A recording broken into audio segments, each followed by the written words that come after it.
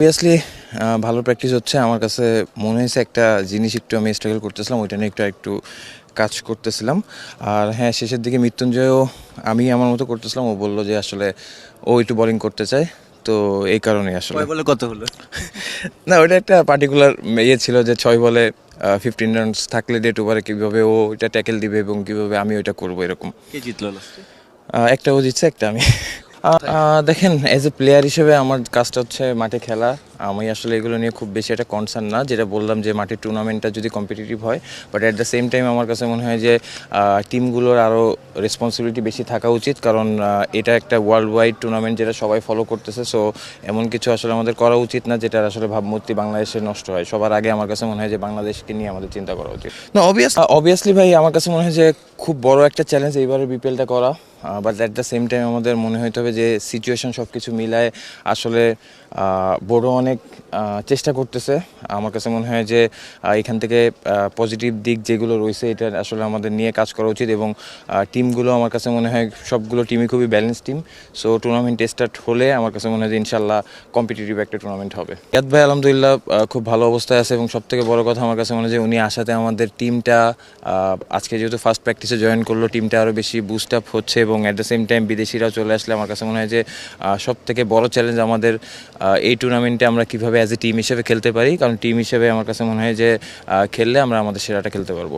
আমার কাছে মনে হয় যে হ্যাঁ, আলহামদুলিল্লাহ ব্লেসড এই দিক থেকে, এবং আমাদের টিম ম্যানেজমেন্ট বা ওনার তাদের যে প্যাশন ক্রিকেটের প্রতি আমার কাছে মনে হয় যে এটা আউটস্ট্যান্ডিং, এবং অবশ্যই তাদের ধন্যবাদ জানাতে চাই। এবং অ্যাট দ্য সেম টাইম আমি আশা করব যে এরকম টাইপের 6টা টিম এবং প্রফেশনাল টিম যদি আমাদের বিপিএলে আসে, তাহলে আমাদের কাছে মনে হয় যে আমাদের ক্রিকেটারদের অনেক বেশি উন্নতি করার অপশান থাকতো, এবং at the same time Bangladesh cricket অনেক দূর যেতে পারতো। না, দেখেন, আমার কাছে মনে হয় যে হয়তো বিদেশিদের আসা যাওয়ার ভিতরে একটা প্রবলেম সবসময় হয়ে থাকে।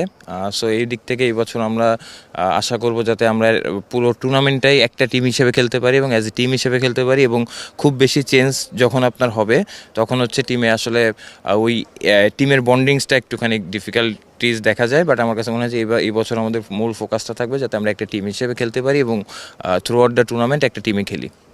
আমার কাছে মনে হয় যে ভাই, যেহেতু বিপিএল করতেছি, ফুল ফোকাসটা বিপিএলে থাকবে। যেহেতু বিপিএলে আমার কাছে মনে হয় 6টা টিম খেলতেছে, সবগুলো টিমই ব্যালেন্স, এবং নাম দিয়ে আসলে ক্রিকেট খেলাটা হবে না, আমাদের মাঠে পারফর্ম করতে হবে। সো যেটা বললাম, সবথেকে বড় চ্যালেঞ্জ আমরা কীভাবে অ্যাজ এ টিম হিসেবে খেলতে পারি, এবং অবশ্যই সবথেকে বড় ফোকাস থাকবে বিপিএল নিয়ে। বিপিএলের পরে হয়তো অনেক সময় থাকবে, সেই সময় আসলে ওয়ার্ল্ড কাপ নিয়ে চিন্তা করা যাবে। But at the same time আমার কাছে মনে হয় যে একটা ভালো টুর্নামেন্ট হলে আমাদের সব প্লেয়ারদেরই কনফিডেন্স ভালো থাকবে।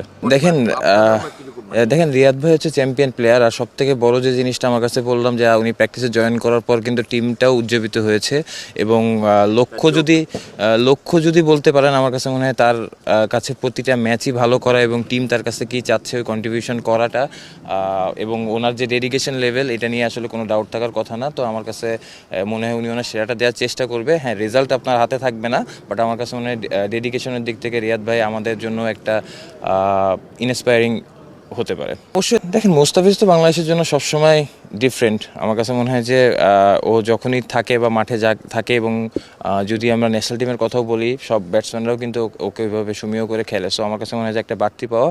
আর সব অবভিয়াসলি আমরা বললাম যেটা, দেখেন, সবারই একটা রোল থাকবে।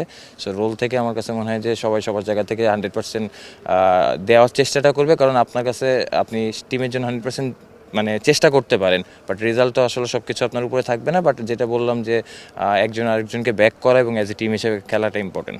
সব ধরনের খেলার খবর পেতে সাবস্ক্রাইব করুন। সঙ্গে থাকুন খেলার পাতার।